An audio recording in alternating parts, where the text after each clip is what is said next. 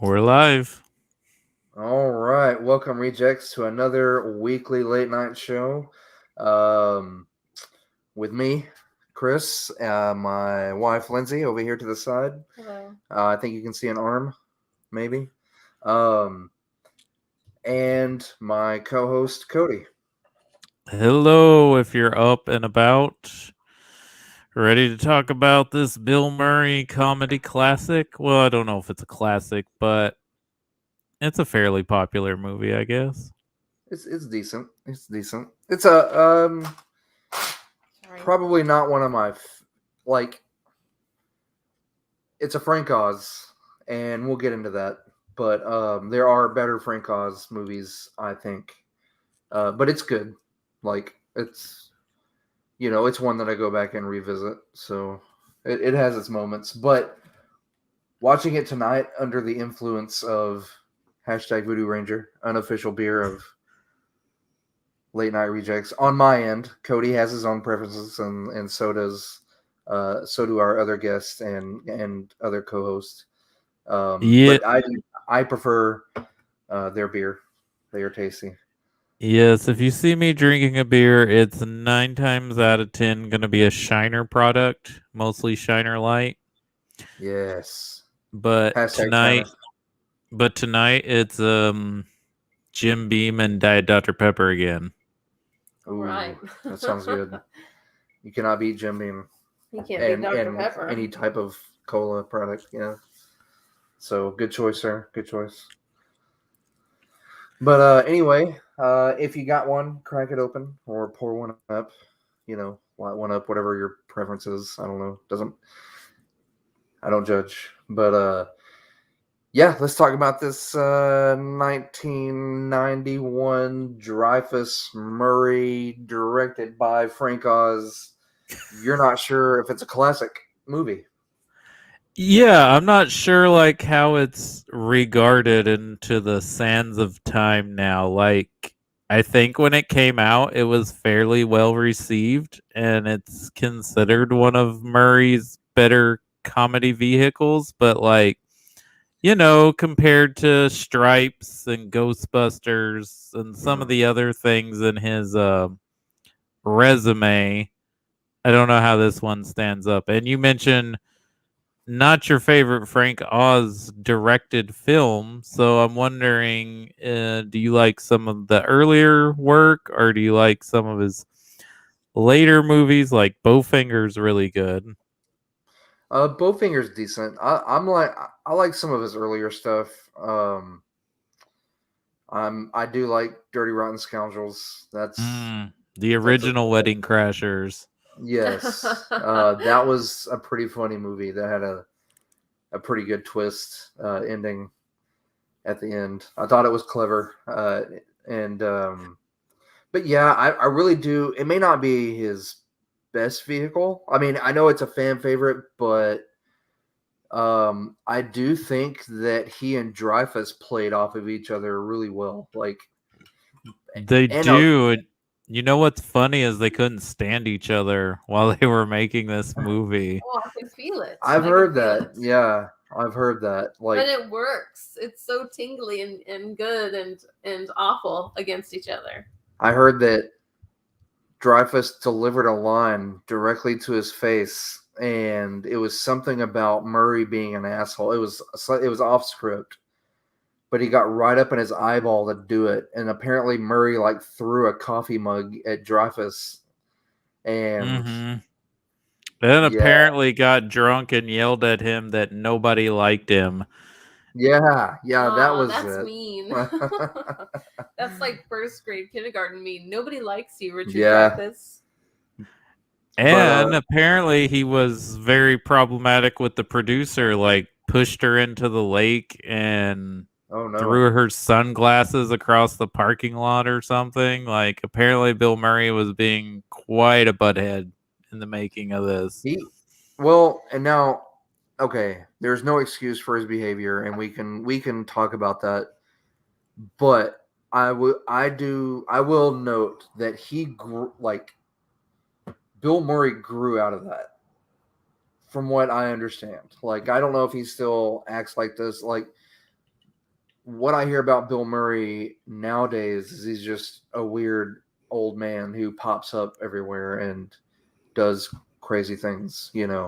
I think he's grown out of that inflated ego stage, and he's like, he went through a bout of depression is what I've read, and like came out on the other side, and that's the Bill Murray that we have now.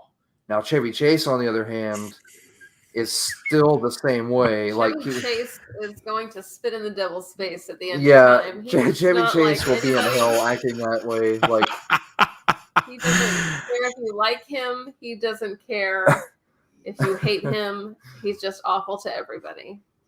Chevy Chase being misogynistic and racist as always. Yeah. But yeah. You can't excuse us. And that's sad, because that put a strain on he and Harold Ramis's friendship. Like we talked about on another cast, and which is a shame, because I think they worked fairly well together. Or I think he knew how to work with him, like he was used to it, and knew how to use him as a character, but it eventually just ruined their friendship. I think that's a good segue to talk about this movie and Murray's performance.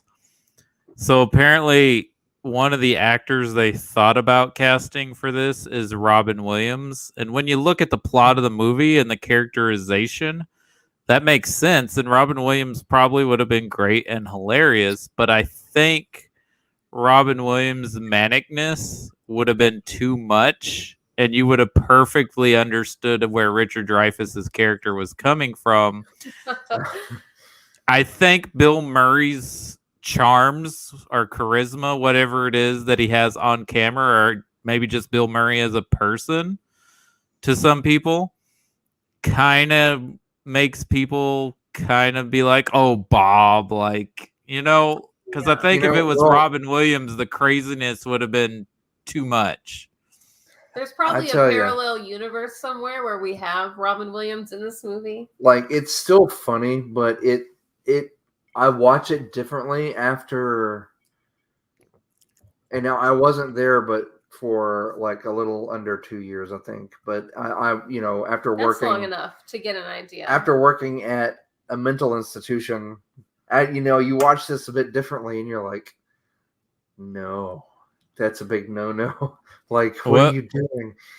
You know who they almost cast in the Richard Dreyfus role? Who's that? Patrick Stewart or Woody Allen.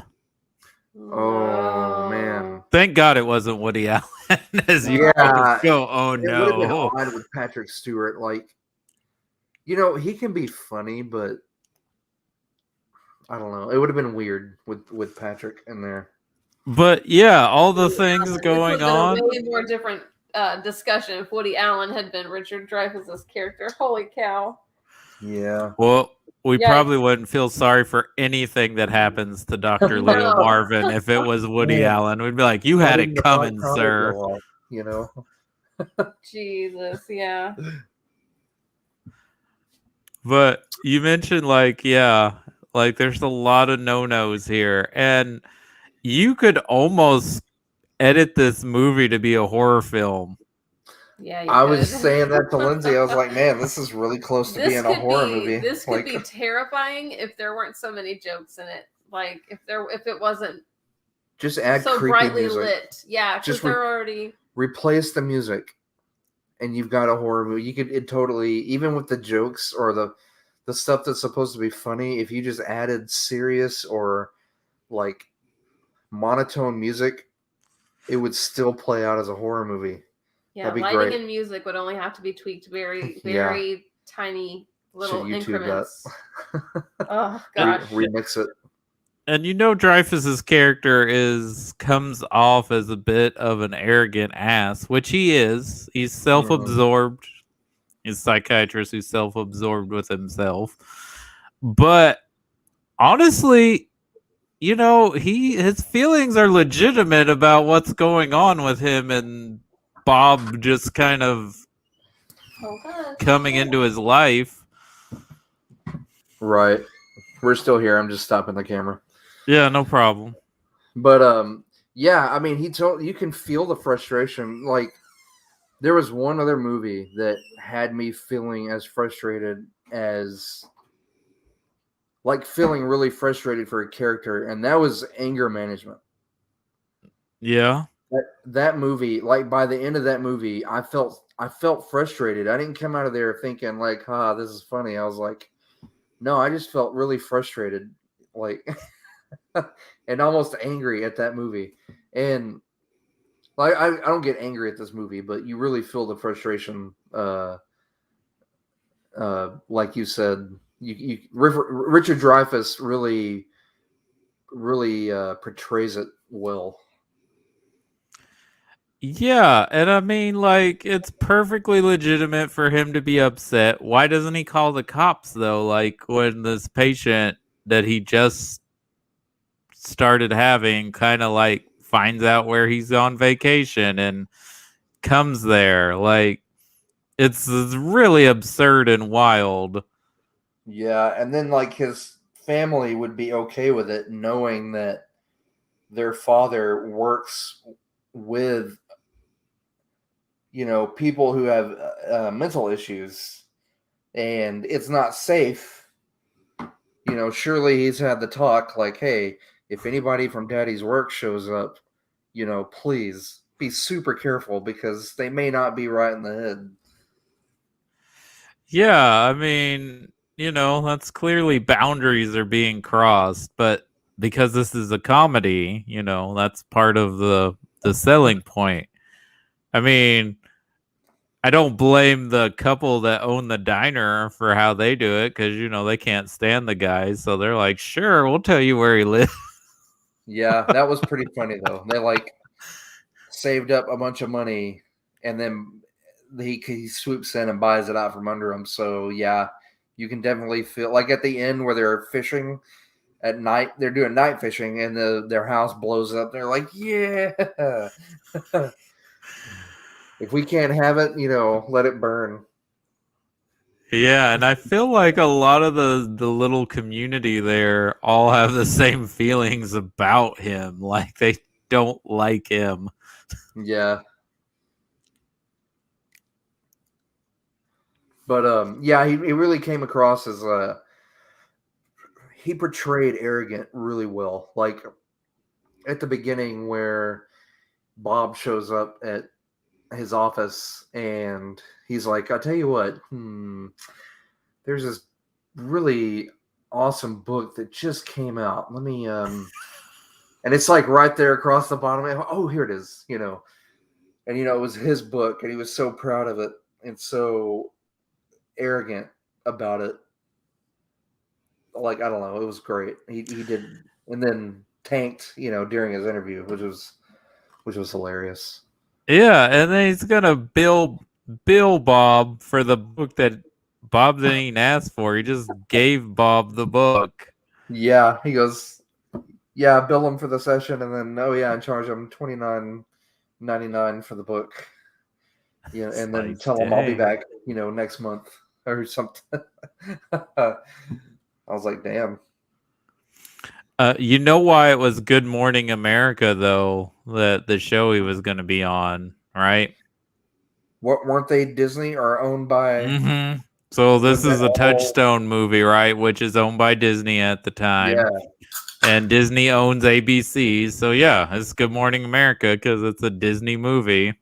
Yep. Yeah, I figured it had some sort of connection to the studio, which was clever. I mean, because how many people watch Good Morning America? So you can plug it on your show in the mornings for all those middle-aged people, old fogey.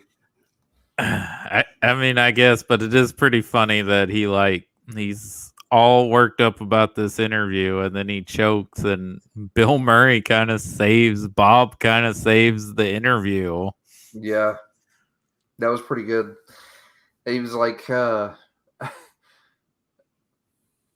has the book helped you, Bob?" And he goes, "Mashed potatoes and gravy." And he's just so happy to be on there. And then he like turns around and like hearths, in his little bag, like, "Oh, false alarm." That was pretty good. Yeah. Still here. Okay. Anyway, yeah, it like I said, it has its moments, and then it's got its no moments. Like, man, don't let that dude sleep in In the room with your child? Yeah. Yeah, what in the heck? He's an axe murderer, like, that uses your toothbrush. That's gonna skin your family, sew you all together, and wear you as skin suits, playing goodbye horses. Dancing Well, around. not potentially what dangers Bob could bring, but also he's breaking some doctor-patient confidentiality, and like he's not supposed to be that close to a patient. Yeah, I mean, man, and the family that's part of the frustration is the family's just like okay with it, and he's like, no, but he never says it. He never says like, hey, he could kill us. Like, he will kill us in our sleep. Well, he does say we will wake up dead. he does say something to that remark with his wife when she says, "Oh, he can't get out in this rain," and stays the night. Like, there's a little bit of that kind of conversation. Right. Didn't he say something about being an axe murderer or something? Or was that just in my head? He says something to the regards of he could do that. But, I mean, everyone's just charmed by him, which I don't know. Because he is a little kooky. You see that he gets on some people's nerves because the bus claps when he gets off the bus. I figured that was him, like, harfing in that bag, like... Non-stop. Just non-stop false alarm. False alarm. And they're just like, my God, man. Please. But, yeah, I'm not, I don't even know exactly what Bob would be diagnosed as. Ooh, man. Yep. Which he's got a little bit of OCD going on because his thing with germs and... You figured he would be wearing a mask. Oh, he definitely would be wearing one today. Oh, yeah. Yeah. Would he, though? Because doesn't he come out of his shell, like, towards the end? Would he be like, oh, no, I'm gonna revert back to my old ways, or would he be like, "Oh no, I don't need my mask. I'm invincible now." We actually have someone watching. 2 people watching. Someone even commented on YouTube to say they love this movie. Awesome. Tell us why you love this movie. Are you a big Bill Murray fan, or just nostalgia? You're welcome to jump in. We'll send you a link. We should put a link in the comments. Yeah, I guess so. That way anybody can just like jump in, as long as you're decent and you abide by the rules. Please don't get us kicked off.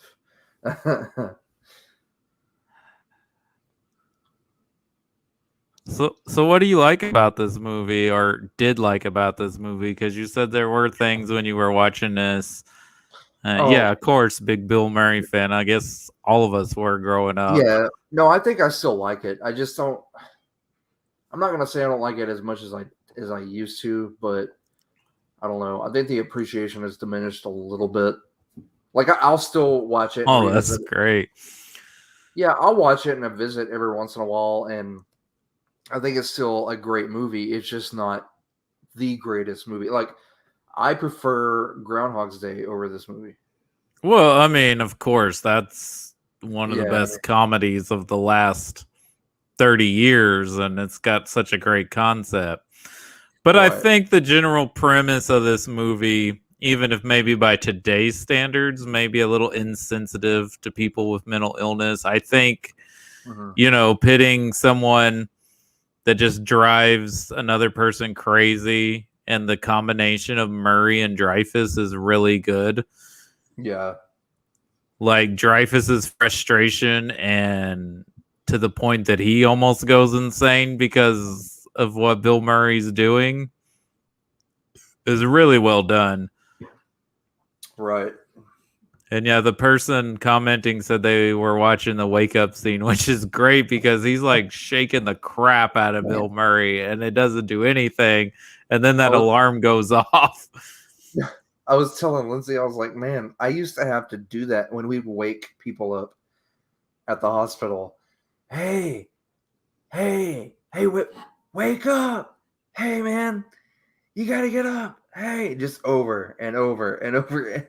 And it's like, they're dead. You're like, man, I'd kind of poke them. Like, no, they're breathing. They're there. They're just knocked out. I was like, that hit home a little bit, like having to wake people up, man. So yes, one of our viewers who's been commenting mentioned, that they watched it a few times but didn't really click with them till they were older. He said he was born in 84, which we're all in the same age range, 83, 85 here.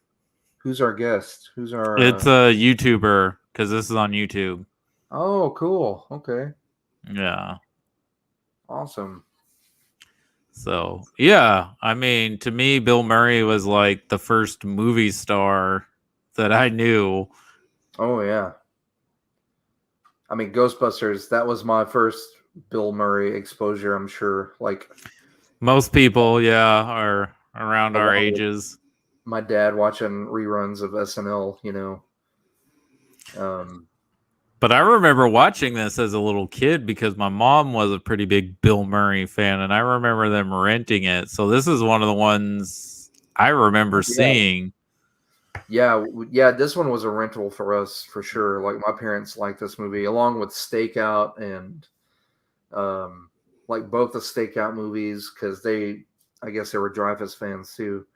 But yeah, I remember my dad renting this, and he probably rented it about twice during back when we rented movies at home, but they liked it, yeah. But what was I going to ask? I was thinking about it earlier, Cody. I'm sorry, it slipped my mind. I'll probably think about it in a minute. Go ahead. Do you have anything? I was gonna say I like Julie Haggerty in this movie too. I think she's the only other recognizable actor in the film that plays Richard Dreyfuss's wife. Right. I know the son, Ziggy. Oh yeah, he was in Hook. Yeah, he was in Hook, but that's about all I remember. He's now something else, but yeah, he's some sort of right-wing conservative guy now. Oh no. I know, didn't he run for office for something, or that I don't know. But yeah, he was also in Hook, which was the same year as this movie. Yeah, he did a decent job in Hook, but he was kind of like the kid from Jurassic Park. He disappeared for a while, and then he popped back up in the Pacific. He was in that, I believe, which he was good in, but like I don't remember seeing him in anything else. Yeah, I gotta admit too, it's kind of hilarious near the end of the movie that Bob ends up with Richard Dreyfuss's sister. Yeah, that was pretty funny. I like the only thing that's what wakes him up from his mental coma is the fact that Bob is about to just, marry his sister.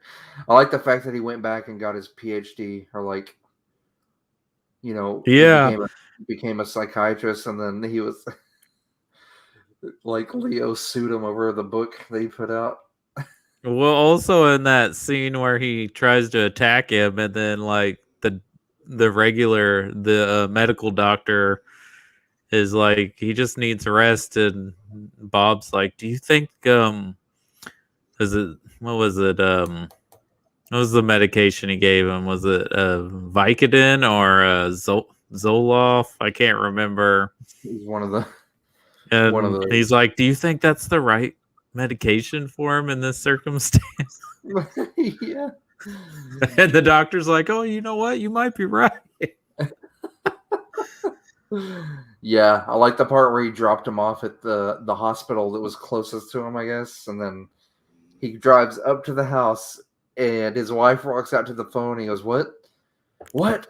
No!" And he like slams the phone down and like gets back in the car and drives all the way back to the hospital. And Bill Murray's just sitting on the table, sitting there like just joking with the staff, and he was like, "How about this one?" He's like, "Roses are red, violets are blue. I'm schizophrenic, and so am I." And everybody just kind of like laughs, and he's got everybody wrapped around his finger with his charm. It's pretty great.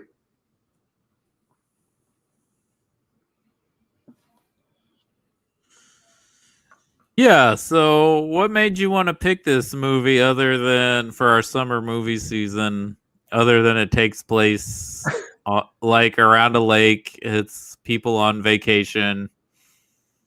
You know, it clicked into my head. It popped into my head as just being another summer movie because we watch it every summer. You know, like I said, we've got a set amount of movies that we watch. We try to watch new ones here and there. And when I decided to start doing this, I just thought it was one to add because it's a popular movie. Again, it's Frank Oz, it's Bill Murray, it's Richard Dreyfus. I mean, surely everyone has seen it at least once. And I don't know. It's just one of those that when you think summer movies, at least I do, I think, what about Bob? You know?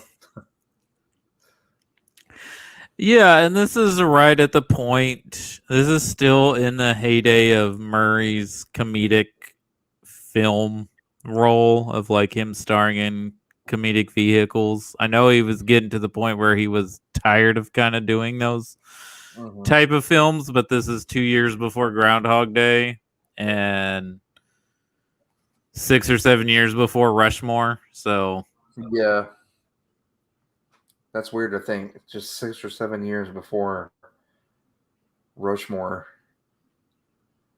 Because didn't he do? He did one with an elephant. Yes, Larger Than Life. Larger Than Life, and then he did The Man Who Knew Too Little. Yeah. But yeah, this is right at that point, and you know, Richard Dreyfuss is a respected actor of this time period too. He's got an Academy Award, been nominated for things.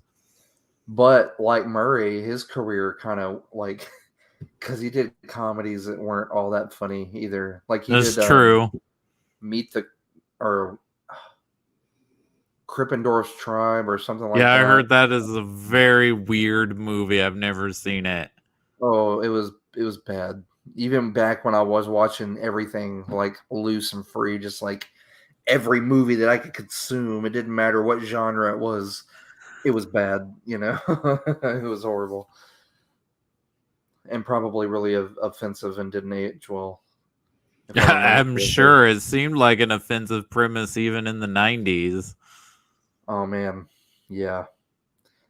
Because they had to make up. He basically fakes a tribe that he discovered, and they have to recreate a lot of the scene. Yeah, it wasn't a good movie at all. But yeah. I mean, you know. Oh man, what was it? I'm still trying to remember what I was going to bring up earlier, and I cannot think about it. Something to do with an actor, but anyway. And if you didn't know, the mom in this, you'll recognize her from Airplane. Airplane, yes, she's the lead in Airplane. Mm-hmm. I'm trying to think what else she was in at this time period. I know she's gone on. She plays Scarlett Johansson's mom in Marriage Story, so she's still working. Wow. Okay. And see, I haven't seen that because that seems really depressing, and I don't know if I want to. I don't know if I want to watch that. It can be really depressing, but it did teach me one thing. I didn't know Adam Driver could sing. Oh wow. Okay. There you go. I mean, good for him. He seems kind of versatile. I mean, I guess he's mediocre. I liked him in what was the movie about the KKK? Oh, Black Klansman. Yeah, Black he was good Klansman, in that. Yeah, he was good in that. You know, I'm not saying he's bad, but I don't know. I probably need to see him in more stuff other than Black Klansman and Star Wars. Yeah, he's also really good in Logan Lucky, where he plays Channing Tatum's brother. It's a heist sort of movie. Yeah, I've got that, and we came close to watching it once, and we decided not to, and you know that was the end of that. But I do want to go back and watch that. It's kind of redneck oceans, but it's fun. Oh, hey, I watched Baby Driver. Man, that was really good. And Kick-Ass soundtrack. Like I had all those songs, almost all those songs, like in my YouTube, you know, like list. I was like, oh man, that song, and that was like the best part for me was like the soundtrack. It was a good movie all around, but yeah, it was pretty kick-ass. I enjoyed it. Definitely go back and watch it. Yeah, I mean, I just love how he orchestrated perfectly each song to match what was going on in the movie. Oh man, yeah, that was. I loved that because I used to carry around like I can't remember what generation iPod that was, but it was a black iPod with a silver back, and I could play video on it, but I had that. It was 120 gig, and I had that thing loaded down, and I carried it everywhere. That was my go-to when I worked at the bus barn.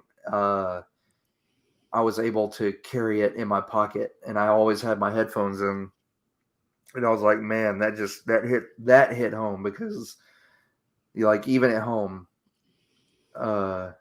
especially when I used to get home from the state, I'd sit down and plug in my headphones and just take about 30 minutes, drink a beer, and just like listen to music.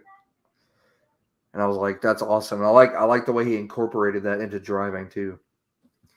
Like that whole aspect was awesome. But yeah, it was cool.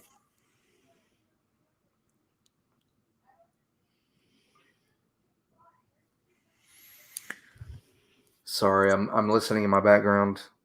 No, you're good. What else? Do you have anything else you want to talk about with What About Bob and anything? Man, you know what? I think we may have covered everything on this, and I know it. You know, our reviews, like, because let's face it, these movies, they're fun. A lot of them. Okay, some have been hit and miss, but even some of the like deep diving into these, there's really not a whole lot there. I mean, it's all kind of there on the surface. You know, I mean, it's not like we're discussing The Godfather or Lord of the Rings, you know, when we're going deep into the lore. No, but I mean, look, if Frank Oz and Jim Henson came pretty close to being directors that we were going to cover on the main podcast.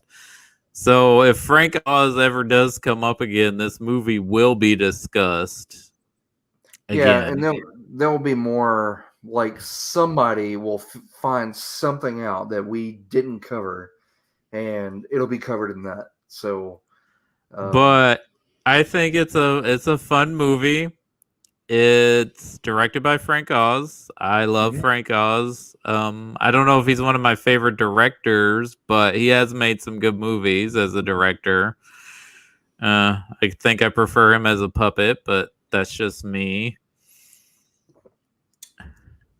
And his cameos. I liked him in Blues Brothers.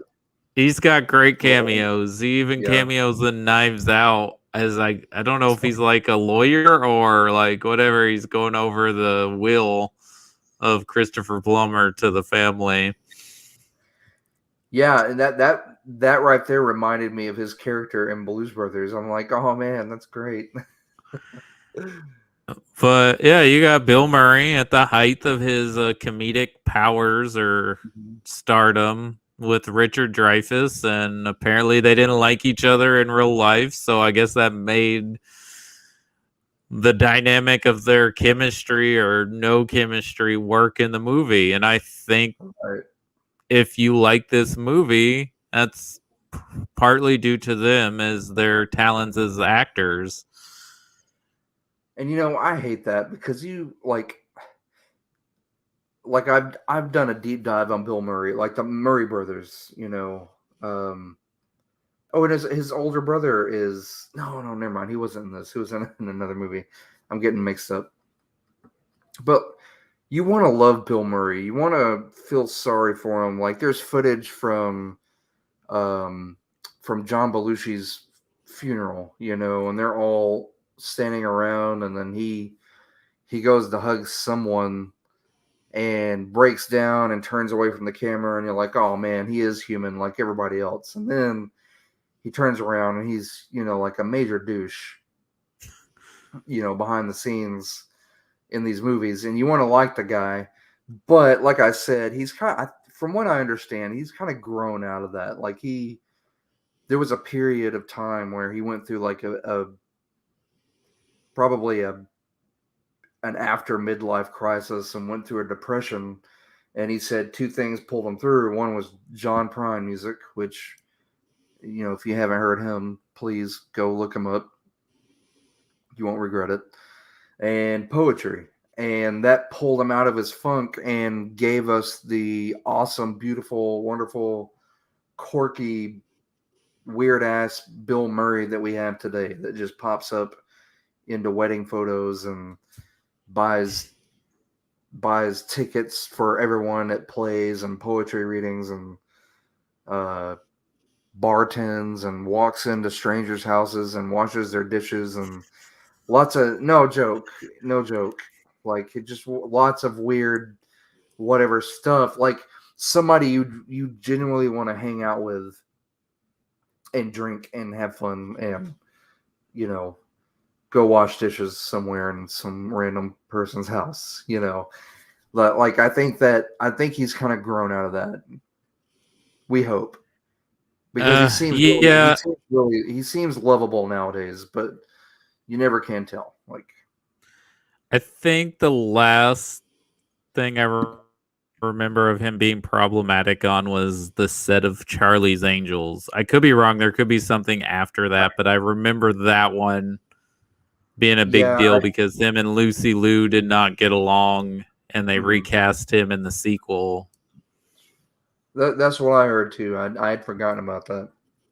So, okay, let's fast forward a little bit. Hopefully, after Charlie's Angels, which was what, early 2000s. That was 2000. Oh, 2000. Okay, let's say 2000 was the year of change for Bill Murray. I don't know. Let's say there was a period of time in there where he changed for the better. We hope. And he's gotten lots of good publicity and, he's not Chevy Chase. We'll leave it at that.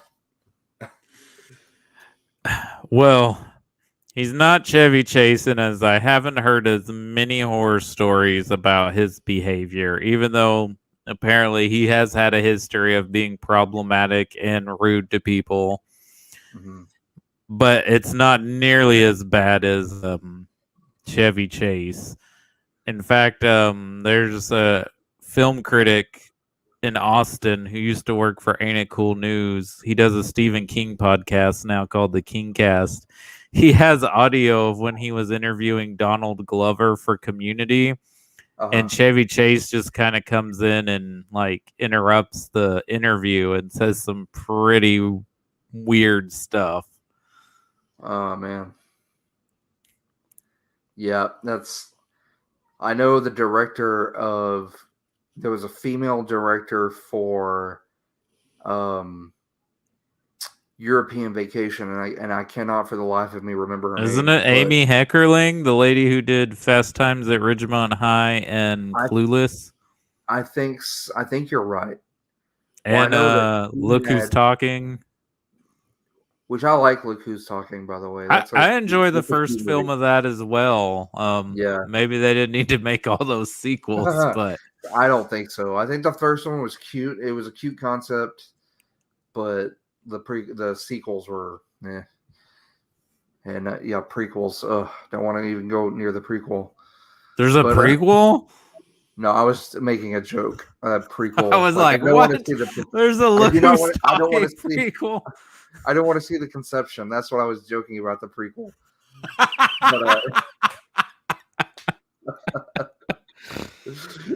that's the prequel. That's the prequel joke. Anyway, Okay. but I don't know who you'd get as a young Christy Alley. man, I don't know who's not crazy. You know, she's a Trumper now, sadly. Mhm. But anyway, man, where was I going with that? Man, I forgot. Oh, about European Vacation. Oh yeah, she had an airplane ticket in her hand on set with her, so that way she knew that at any moment she could walk off set because of having to deal with Chevy Chase. Like, because Dang. he was so mean to everybody and to her, like disrespectful, that she had a flight, a one-way ticket in her pocket.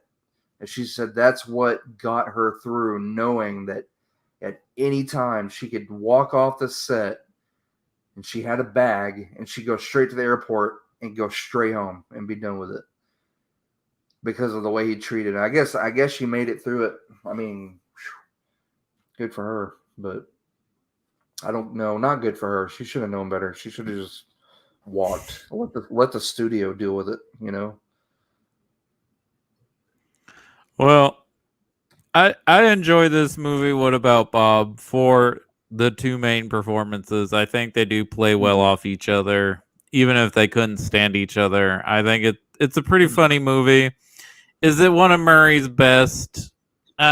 Compared with Ghostbusters and Groundhog Day, and then the amazing work he's done with Wes Anderson. No, but it's an entertaining movie. You get what you want. You get Murray being wacky and kooky and fun and charming, and Richard Dreyfus really cranking up the frustration and going crazy. And he's almost as comedic as Bill Murray is, and he's not even a comedic actor. Right. It like his frustration comes off as comedic. Like that's his. The madder he gets, the funnier it becomes because of the situation, and that's, you could, like I said, you could change the music and it would drastically change the tone of the film. It would become a horror movie. Oh, totally. Do we think that the family puppets were in the script, or do you think they added that once Frank Oz came on as a director? I don't know, and I did find that kind of funny that they were in there because of Frank Oz being a puppet master. Pun intended.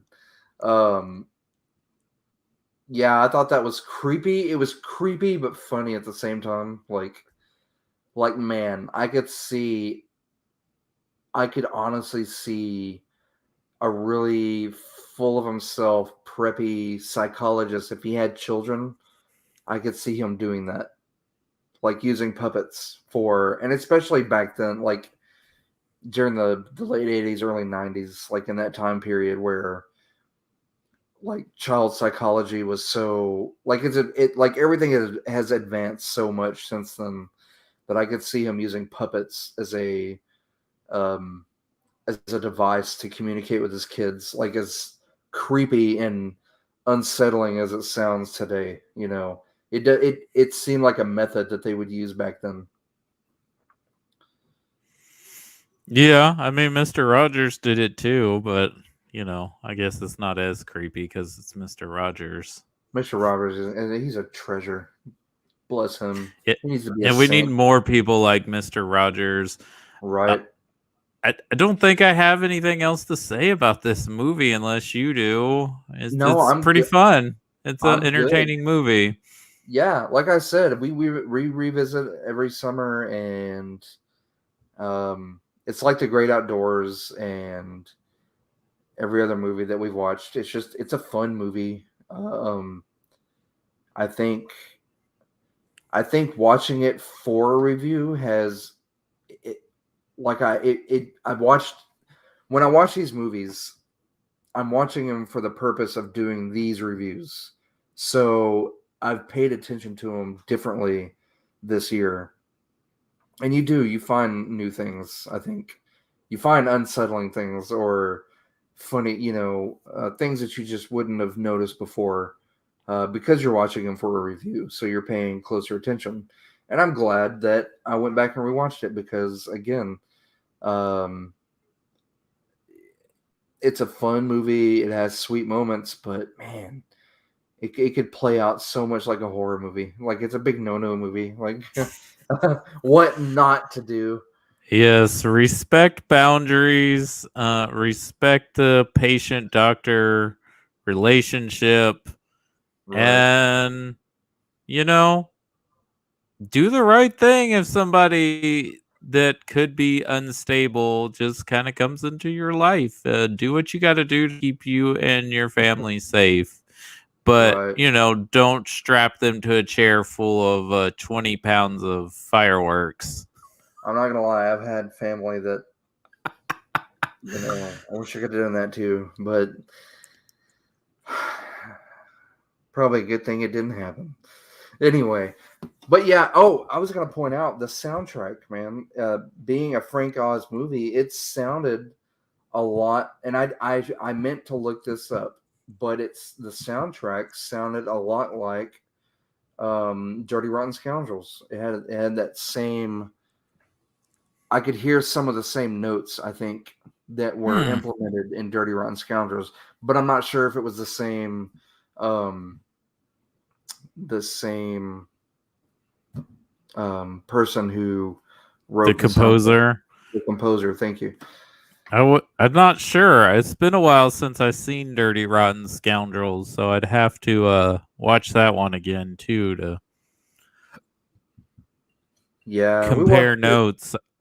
I think we watched it last year during the Great Lockdown. That was one of our watches. But I was lockdown thinking the score part sounded one, very Danny Elfman-esque to me. a little bit. Yeah, it did. I could hear that. I could hear a little Like Danny there's some Elfman there. definitely like either Pee-wee's Big Adventure or Beetlejuice kind of Yeah, little bit of like there's part of it where it sounds like kids are singing. It sounds like something Danny Elfman would do. yeah, I could hear that. So, um, next week, what do we have on our? What's next on our list? Like, What what have we not done? you got 3 movies left on your list. Now here's what I'm thinking. This is your programming so you can do what you want. But Mhm. I'm thinking with the 3 movies we have left, maybe we do Dirty Dancing next week. And then since the last one is is in September, right before Labor Day, Mhm. maybe do Adam's Family Values so we can kick off if you want to start spooky season in September. So we've got a little more wiggle room to talk spooky movies. Yeah, yeah, that sounds good to me. So then That, Adam's Family Values kind of ends one thing and begins another. that sounds good. I like that. Like that. That'll kick off spooky season because I want to do some non-spooky movies in September. I was thinking around the middle of September we'll kick it off and we will go full like horror movie because we've got there's a lot that I want to cover. There really is. Like we try to watch a lot of horror movies. Um, we did last year, and I want to kind of keep it up. There's a lot that we want to squeeze in, but I really want you and Jim. I want y'all's input too. Like, what do y'all want to watch? Like there's so many. American Werewolf in Paris. There's The Witch was really good. We enjoyed that one. Have you seen The Lighthouse? Because that makes The Witch look like a standard movie. I want to see The Lighthouse. So maybe I heard that one's really close to being. I don't know. I heard it was really weird. Like it has not been spoiled for me, but I just heard it's really odd and disturbing. Yeah, if you think The Witch is odd, The Lighthouse makes The Witch look like a standard Hollywood movie. So that might have to be one of the ones we watch is The Lighthouse. But there's so many. I would like to do the original Poltergeist, the original Halloween. Let's do I don't know. There's just a lot of cool ones that I want to fit in there in the whole month of October, and there's just not enough room. So there's too many movies. Yeah, so I'd say, and I'm also good. I don't know what your schedule will be like, but I'm also good to doubling up to doing like maybe not every week, but maybe pick a week where we do two reviews. I tell you what, let's look at the weeks coming up where we're not doing like the main show too. Right. So if we're not recording anything for the main show that week, then maybe we can do one too. Yeah, that sounds good because there's like just we so could many do I like. We could do a late night Friday or Saturday night one too. Like do our own Monster Vision. Hey, I'm good with that. And you know what? I've been thinking, and I don't want to tease anybody. I don't know if anybody's still watching or if they're going to watch this far, but I might have somebody that will write and perform us a theme song, like an opening theme song for our videos. So like an intro. Oh man. Like an intro and possibly an outro for like credits. Oh, that would be cool. So, yes. So fingers crossed. I'm still talking to him. This dude composes, so we'll see. That would be great. I just got to figure out how to incorporate these into the videos.